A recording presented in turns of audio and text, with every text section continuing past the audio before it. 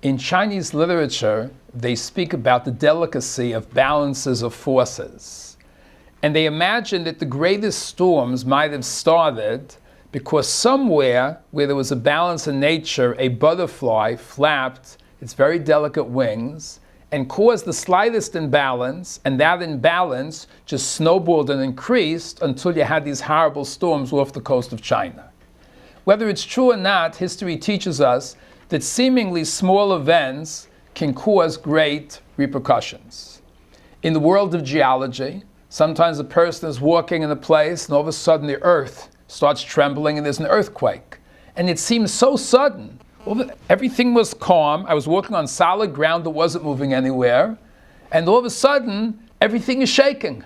I experienced earthquakes in Mexico City, especially at night. You feel that Godzilla is moving the building back and forth. But a minute before, everything was so calm. So how does this happen? So geologists tell us that the plates of the earth, where they meet, there's tremendous pressure building up. And when you reach a certain point where the pressure becomes so great, then all of a sudden there's an eruption and the plates of the earth move. But it wasn't true that a second before there was no tension. There was tension building up over the years. It's just that it didn't manifest itself until it reached a breaking point. And with that forward, I would like to examine the years coming up to the Holocaust.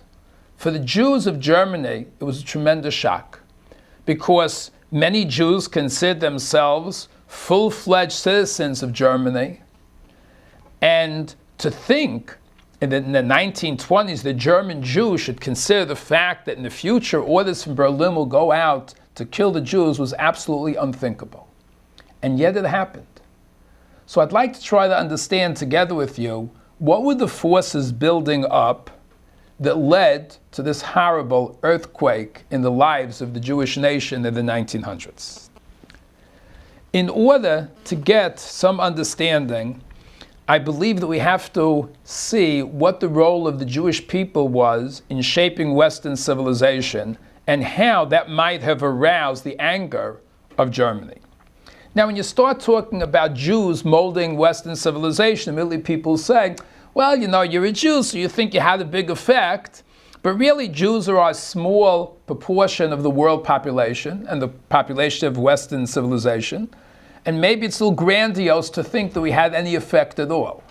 So therefore, in order to be well informed on this topic of the Jewish contribution to Western civilization, let's get a testimony, the testimony from a panel of experts to testify about the Jewish role in molding civilization. Where will we get such a panel from? We'll gather together the opinions of a notorious hater of the Jewish people, the gather of a great lover of the Jewish people, and then neutral observers from America and from Russia. Let me introduce to you our virtual panel. For the lovers of Israel, we have Ram Shamshon Raphael Hirsch. For the neutral observers, John Adams, the second president of the United States. From Russia, Count Leo Tolstoy, the famed author of War and Peace.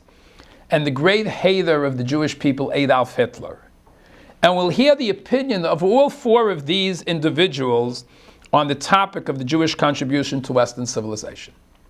Before we hear from our first virtual panelist, Rav Shamshon Raphael Hirsch, a little background is in order. Rav Hirsch could be viewed as the leader of the Tshuva movement in modern days because he successfully revitalized the Orthodox community in Frankfurt and led the way in battling the reform that was moving quickly through Germany. He was a brilliant Talmud Chacham from a family of scholars. He studied under prominent Rabbanim such as Rav Yaakov Ettlinger, the author of L'Aruch Lanier, who gave Hirsch smicha at the young age of 21. And then Rav Hirsch went to the University of Bonn, where he studied history, physics, classical languages, Greek and Latin. And there in Bonn, Rav Hirsch confronted young Jewish searching intellectuals. His first work that he penned under an anonymous name was the 19 Letters, which is a presentation of Jewish ideas in the form of an exchange between a young rabbi and a searching university student.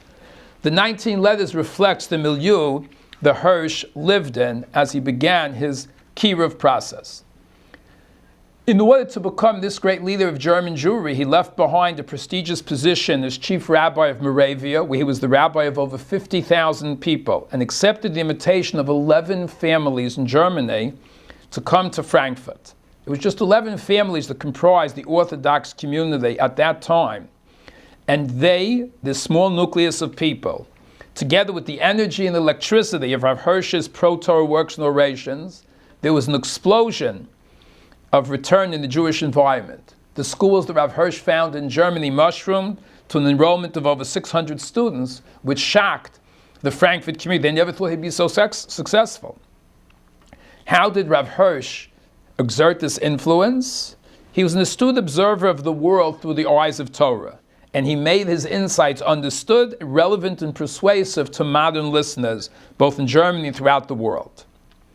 Let's see what Rav Hirsch says about the role of Jewish people in civilization. Rav Hirsch directs our mind to the similarity between the Jewish name of Yisrael and the name of Yisrael in the Navi Hosea. God gives the name Yisrael to the son of Hosea, who's destined to go into Galus. What is the word Yisrael? God's planting. And Rav Hirsch explains the Jewish people, when they went into exile, carry with themselves God's plantings and the possibility of bringing Jewish ideas to the nations of the world. That's Yisrael's identity as part of Yisrael. If we were to ask Rav Hirsch whether he feels we made some progress in that goal, Rav Hirsch's answer is in the positive. To quote, he writes, "Torah became that very fountain of life and truth from which the very nations among whom God has scattered Israel have drunk and still drink until this very day. To this very day, the Torah has remained the tree of life, whose seeds have been born by its scattered sons in theory and practice, whether they realized it or not, into the field of nations, so that today these seeds are increasingly bearing fruit for all of mankind." So Rav Hirsch, living in the 1800s, very optimistically viewed the Jewish influence on European civilization, that we are affecting the world in a positive manner. We bring certain ideas of humanity, of Torah, to the nations of the world. Let's say somebody would challenge Rav Hirsch, say, of course, you're a rabbi. What is a rabbi going to say except that the Jews are great people and are doing a great job? So let's listen to what John Adams, the second president of the United States, had to say about the Jewish role in Western civilization. John Adams was known as the intellectual among the founding fathers. His arguments filled the Boston Gazette to such a degree that was laughingly remarked that John Adams carries out dialogue with himself in the leading newspapers of Boston. He was always contributing articles and ideas. He left behind a strong imprint on American history. He was one of the main movers behind the formation of the government of the United States. He was a shrewd fellow. It was his idea to nominate George Washington as the general of the new army in order to win the support of the Virginia delegation. Because basically a lot of the enthusiasm for the American Revolution was in the North, in Massachusetts, in Boston, and they realized that in order to get Virginia, which was one of the most powerful colonies, on their side, they had to offer Virginia some share in the glory. So it was John Adams' idea to elect George Washington as the leader of the army. Adam was also the primary defender of the Constitution when the Continental Congress met. But most of all, Adams was the cosmopolitan observer of Western civilization. He was in France as a joint commissioner with Benjamin Franklin in 1777. He was in Holland negotiating loans for his new country. In 1785, he was appointed ambassador to Britain to the court of St. James. And then back in America, he was elected vice president twice until he became the president of the United States. After he finished his term of presidency in 1801, he retired back to Massachusetts, where he enjoyed a quarter century of vigorous retirement. And before his death, he had the pleasure of seeing his own son elected the president of the United States. It's interesting that John Adams' death date was quite amazingly the Jubilee of the Declaration of Independence. It was July 4th, 1826, when John Adams died, just a few hours separate from Thomas Jefferson. Both of them died on the 50th Jubilee of that day that they signed the Declaration of Independence. Now, in this last quarter century, when Adams was retired, he shared his vast store of learning with a group of scholars with whom he shared letters. And this is a letter written in 1807 after he was retired. He doesn't need the Jewish vote, which didn't even exist at that time. And yet, he writes very beautifully about what Jews have done for civilization. I will insist, Adams writes, that the Hebrews have done more to civilize man than any other nation. If I were an atheist and believed in blind eternal fate, I should believe that fate had ordained the Jews to be the most essential instrument to civilize the nations. If I were an atheist who pretends to believe that all was ordered by chance, I would believe that chance had ordered the Jews to propagate to mankind the doctrine of supreme, intelligent, wise, almighty, sovereign of the universe, which is the great principle of all morality and consequently of all civilization. And then he finishes off the letter by writing, the Jews are the most glorious nation that ever inhabited the earth. The Romans and their empire were but a bauble in comparison to the Jews who have given religion to 3/4 of the globe and have influenced the affairs of mankind more happily than any other nation, ancient or modern. So it's interesting coming from a Gentile former president, his reading of history was that the Jews had this tremendous influence on the nations of the world, and there was no reason to suspect that Adams was doing this for any ulterior motive. It merely reflected, I believe, his Harvard background, because Harvard, in the early days of America, was a hotbed of Hebraic studies. And Hebrew was widely studied. All the students studied the Chumash in the original Hebrew. And we find that the first president of Harvard, Henry Dunster, his great work was an English translation of the Psalms. That's what the first president of Harvard produced, an American edition of Tehillim. So you get an idea of what the intellectual atmosphere was. When Increase Mathers became the president of Harvard until 1701, he brought to that office an excellent knowledge of Hebrew and a profound dedication to Hebrew scholarship. In that president of Harvard's writing, we find references to Talmud, Kabbalah, Rashi, Abarbanel, Ibn Ezra, Saadia Gaon. President Mathers' own son, Cotton Mathers, was also a Hebrew scholar, and he delivered a commencement address in 1681, and the topic he chose as the son of the president of Harvard was the divine origin of Hebrew vowels. I don't know if too many people in Harvard today are doing research on the divine origin of Hebrew vowels. But that was what Harvard was like.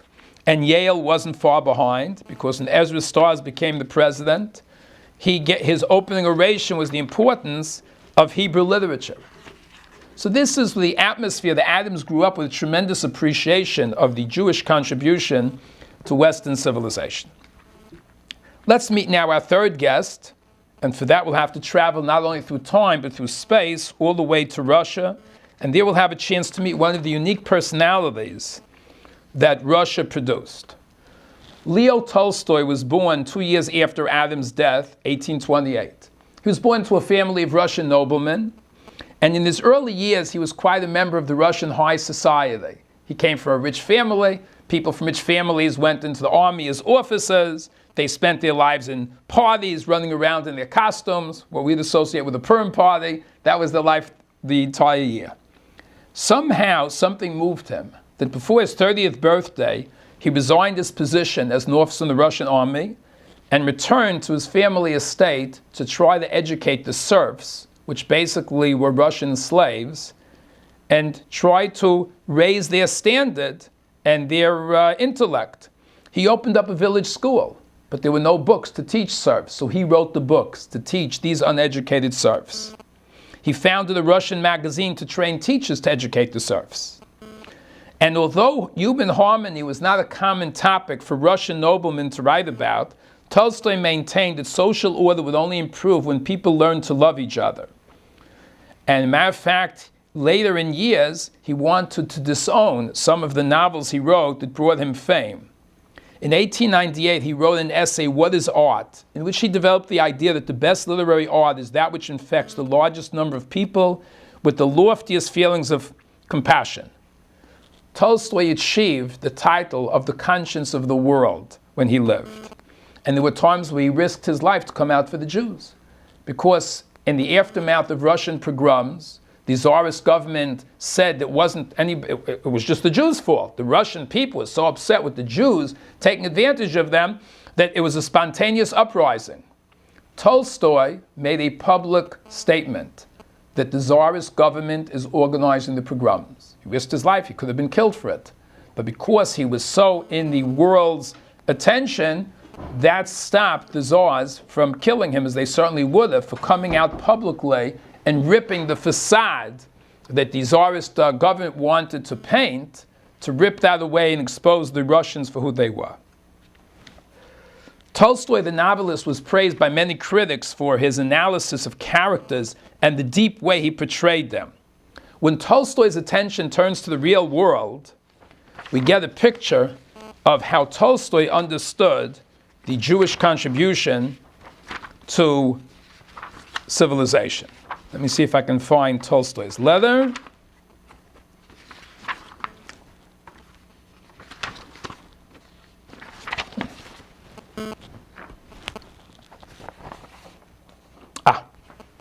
What is a Jew? Tolstoy asked. This question is not at all so odd as it seems. Let us see what kind of peculiar creature the Jew is, which all rulers and all nations have together and separately abused, molested, persecuted, trampled, burned, and hanged. And yet, in spite of all this, the Jew is still alive. What is the Jew who has never allowed himself to be led astray by all the earthly possessions which his oppressors constantly offered him, in order he should change his faith and forsake his Jewish religion? What's Tolstoy speaking about as far as offering to change the religion? When the Jews lived in Poland, the king of Poland wanted that the Jews should prosper to build up the economy. So he passed laws against persecuting the Jews. So how is the church going to attract Jews to convert? They offered them rewards. Professor Salo Baron, in his many volumes of medieval history, writes that any Jew, no matter how humble, if he would agree to convert, would be raised up to a Polish nobleman. That's pretty amazing. Can you imagine, take a poor Jewish tailor and tell him, all you have to do is embrace Christianity, and now all of a sudden you're a nobleman. You change from day to night. It would like make a TV show of, from rags to riches. And yet, it did not attract a widespread conversion of Jews. Salo Baron quotes one of the cardinals of Warsaw in amazement. They couldn't get the Jews to take the bait. And that's probably what Tolstoy is referring to when he says, how could the Jews remain Jews when their persecutors were offering them such an array of earthly possessions? They should forsake his faith. And listen to how beautiful Leo Tolstoy, a Gentile, talks about the Jews. The Jew is that sacred being who has brought down from heaven the everlasting fire and has illuminated with it the entire world. He is the religious source, the spring and fountain out of which the rest of the peoples have drawn their beliefs and religions. He continues to say the Jew is the pioneer of liberty. In the olden days, when people divided into the class of slaves and masters, the law of Moses prohibited the practice of keeping a person in bondage for more than 6 years. The Jew was the pioneer of civilization. Ignorance was condemned in ancient Israel more than it is today in civilized Europe. The Jew is the emblem of toleration. Love the stranger, Moses commanded, because you've been strangers in the land of Egypt. And this was said in savage times when everybody else's ambition was in crushing and enslaving one another. As concerning religious toleration, the Jewish faith is not only far from missionary spirit of converting people from other religions. Those Jews, in contrast to the Christians, don't go out to try to convince non-Jews to become Jewish. But on the contrary, the Talmud commands the rabbis to inform and explain to everyone who willingly comes to accept the Jewish religion all the difficulties involved in its acceptance, and to point out that the righteous of all nations have a share in the immortality of heaven. Such lofty and ideal religious tolerations, not even the moralists of our present day can boast.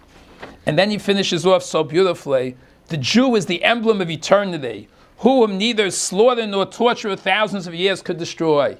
He who neither fire nor sword nor inquisition was able to wipe off the face of the earth. He who was the first to produce the oracles of God, and has been so long the guardian of prophecy, and is transmitted to the rest of the world. Such a nation cannot be destroyed. The Jew is as everlasting as eternity itself. So we see from John Adams and Leo Tolstoy that Rav Hirsch's idea that the Jews have affected mankind can be seen even by objective observers, not by rabbis who can be accused of being a little ethnocentric. So after hearing these words of how Jews influenced mankind, we can begin to understand why Hitler wanted us killed. Hitler understood what Rav Hirsch said. He understood Adams and Tolstoy, that the Jewish people were the source of the conscience of the world. And Hitler is quoted as saying, "The Jews have inflicted two wounds on mankind, circumcision on its body and conscience on its soul. They are Jewish inventions." Conscience on the soul is a Jewish invention from the mouth of Adolf Hitler. And Hitler certainly cannot be accused of having any favoritism towards the Jews. And when Hitler perceived that the world was influenced to be a place of conscience, kindness, and peace, I believe explains in a rational manner the beginning of the Holocaust, because this was something that Germany did not want to live with. Now we think today that kindness and benevolence is among those truths that we hold self-evident. Of course you have to be kind. Of course you have to be nice. How could anybody think different? But the truth is, the other people thought differently. And to understand that intellectuals could think differently than this, we have to go back to school, to the University of Berlin from the beginning of the 1800s. In 1807, Johann Gottlieb Fichte began his famous addresses to the German people from the podium of the University of Berlin, where he was the professor of philosophy. And he said this regarding the future of Germany: it will be led by a small elite which would be free of any moral restraints of private nature. Now this isn't so graphic, but he's saying basically the future of Germany is that the leaders cannot have moral restraints. After Fichte's death, his position in the University of Berlin was taken over by Hegel. Hegel was considered one of the great philosophers in the 19th century. And what does Hegel have to say about conscience, morals, and peace? Listen to this, you won't believe it. "War is the great purifier. It makes for the ethical health of a people corrupted by a long peace, as the blowing of the winds preserve the sea from the foulness which would be the result of a prolonged calm." In other words, you have, like, let's say, a stagnant lake. And because there's no movement, so it starts growing algae, it might develop a smell, a lot of insects are living there. All of a sudden, the wind comes and shakes things up, and now it's cleaner. The lake starts flowing over its banks into rivers. Hegel used that as a parable for the human situation. When people are at peace, they begin to stink.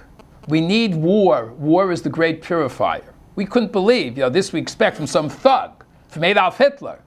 But the secret is that Hitler didn't come up with that so much which was new. This was lurking in Germany 100 years before him.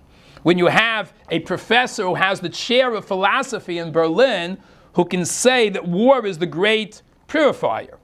And he continues, "Don't think that this war can be had if you keep to morals. No traditional conception of morals and ethics must disturb the supreme state or the heroes which lead it. Thus, we need heroes and leaders who have no ethics. World history occupies a higher ground.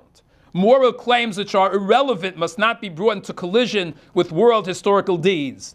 The litany of private virtues, such as modesty, humility, philanthropy, should not be raised against the leaders. So mighty a form the state, it must trample down innocent flowers and crush to pieces all the things in its path."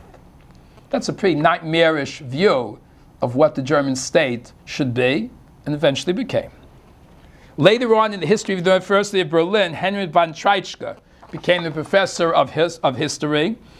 And not only students flocked to his course, but the general staff of the German army came to the university just to shep nachas and to listen to von Treitschke speak about the place of war. "War is not only a practical necessity," von Treitschke said from the podium of the University of Berlin, It is a theoretical necessity. The concept of state implies the concept of war, because the essence of state is power, and power is war. That war should be banished from the world is a hope not only absurd, but profoundly immoral. Peace is immoral, because we need power, we need state, and we need fighting. And you know why it's immoral to be at peace?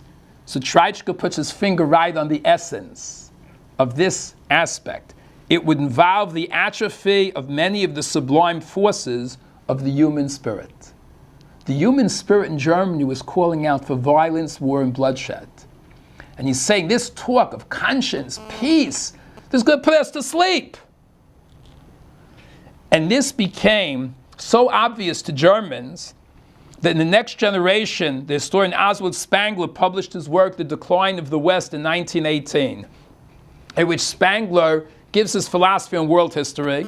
His work was very popular in Germany and translated into English. As a matter of fact, this book is the only book mentioned by Albert Speer, who was the minister of the Reich armaments in World War II, the most educated of the Nazis. He writes that this book really molded his thinking. Spengler says, a man with a weapon in hand is the grand emblem of the will to endure. A people in condition is a community of men fit for arms, and they have above all the positive aggressiveness which is natural and self-evident to every life that's begin to soar. Americans thought it was self-evident that human beings are entitled to freedom. We hold these truths to be self-evident, that the Creator endowed humanity with certain rights. And in the German world, what we hold to be self-evident is that we need positive aggressiveness. And I think we'll finish with Nietzsche, because he was the most graphic of the German professors and philosophers. And he talks and he puts it out so graphically what the German model of a hero in the future is. The strong men, the masters, regain the pure conscience of a beast of prey. Monsters, filled with joy, they can return from a fearful succession of murder, arson, torture, with the same joy in their hearts and contentment in their souls, as if they have indulged in some student's rag. When a man is capable of commanding, when he's by nature a master, when he is violent in act or gesture, what importance are treaties to him? If anybody wonders why Germany violated all the treaties, this wasn't new with Adolf Hitler. Nietzsche says, of course, treaties? We're human beings who've gone back to the pure conscience of a beast of prey. If we understand this stream of thinking within German culture, and we contrast that with the fact that Adams and Tolstoy both saw what Rabbi Hirsch told us the Jews accomplished, that the Jews were teaching morality and the love of peace, we understand there's a tremendous clash. We understand the tension that builds up to the earthquake between the Germany that's longing to rearm and was limited by the Treaty of Versailles. After World War I, they weren't allowed to rearm. And they don't understand. They looked around at a world that wants peace. And they don't understand the German spirit. The German spirit can't live with the Treaty of Versailles. We've got to have weapons. We've got to have tanks. We need bombers. Because otherwise we're in atrophy. We're just melting away. How come the rest of the world didn't understand Germany? Hitler put his finger right on it. The Jews have inflicted conscience on mankind. They are Jewish inventions. And once we understand that, the Holocaust is no longer a puzzle. Because he understood what most of us Jews don't understand, that the Jews had tremendous effect on society. And we're teaching human beings to love each other. We're looking for peace. The biggest proof is when they made the United Nations, as ineffective as it is, unfortunately. And they were looking for a quotation to put in the Hammarskjöld Plaza to encapsulate what does the United Nations speak about. They didn't get it from some Buddhist writing. They got it from the book of Isaiah. The pasuk that describes taking weapons and beating them into plowshares, that's the pasuk that the United Nations chose. Hitler understood that that came from the Jews, and that's why he hated us. That's why he wanted to kill everybody. And to the point where near the end of the war, when it was necessary to use their limited amount of trains to either move troops back and forth to be most effective in battle, or use the trains to kill people and bring them to Auschwitz, Hitler chose to kill Jews and send for Auschwitz. Because he felt his main purpose in history was to eliminate the Jewish influence on mankind. Because as long as Jews survive, and they have a Tomchei Shabbos to take care of poor people, and they have a Hatzalah to take care of sick people, and all the chesed organizations based on the idea that we have to feel the pain of other people. We have to try to move towards shalom. When Jews finish their prayer, we say, Osa shalom bimroimav hu yasa shalom, hamavrech samo Yisrael b'shalom. By a Jew, shalom is the highest level of existence. For the Germans, that meant the atrophy of all their sublime forces. And they knew that. Hitler knew that. And because of that, even if it means the destruction for the time being of his Nazi Germany, he made sure that the trains went without an end to Auschwitz, to remove from the world those people who embodied the idea that peace, morality, and conscience are values to be espoused. In that context, when people ask the Kedoshim that died in the Holocaust, many say, well, they might not have been such religious. How Jewish were they? They were all Jewish. Because every Jew, whether they're observant or less observant, these Jewish ideals, the feeling that Avraham Avinu put into all his descendants, that's inside of every single Jew. Even people who are non-observant, who are very far from what we would call observant Judaism, the spark of Avraham Avinu never leaves. The Ger Rebbe said, when we say in Shemona Esrei, Baruch Atah Hashem Mogen Avraham, blessed are you, the shield of Abraham, the protector of Abraham. In 2013, Abraham's been dead for millennia, for thousands of years. God today is the shield of Abraham, is the protector of Abraham, to which the Ger Rebbe said, the spark, the celestial fire, that Avraham Avinu put into every Jew, that's what we pray should always be protected. And Avraham Avinu stood for chesed. And Jews, no matter how far they go away from Judaism, this feeling of chesed, of concern, of compassion, that's the beginning of Judaism. That's Avraham Avinu. And that's Mogen Avraham. Hashem has protected that and preserved it for thousands of years.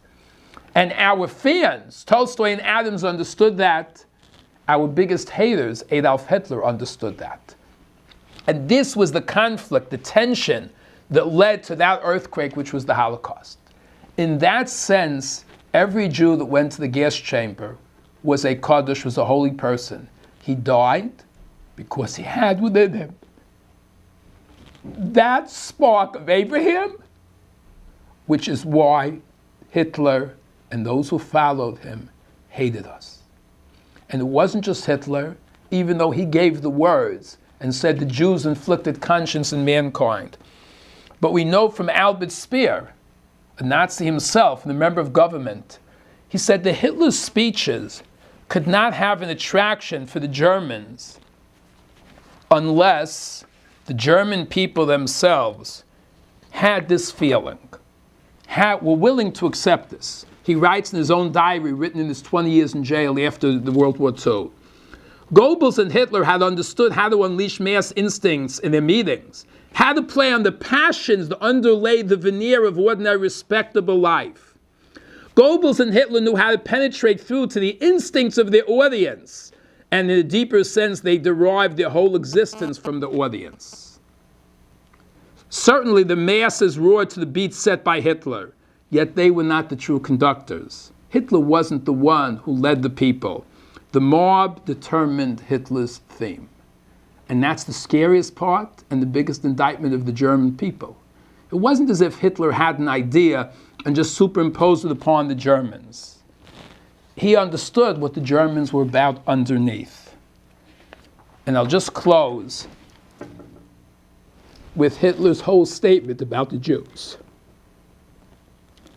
It is true we are barbarians. That is an honor title to us Germans. I free humanity from the shackles of the soul, from the degrading suffering caused by false vision called conscience and ethics. The Jews have inflicted two wounds upon mankind: circumcision on its body and conscience on its soul. They are Jewish inventions. The war for domination of the world is waged only between the two of us, between the two camps alone, the Germans and the Jews. And everything else is only deception. World War II was started when the Germans invaded Poland, but the real war was not against the Polish people. The war was against the Jews.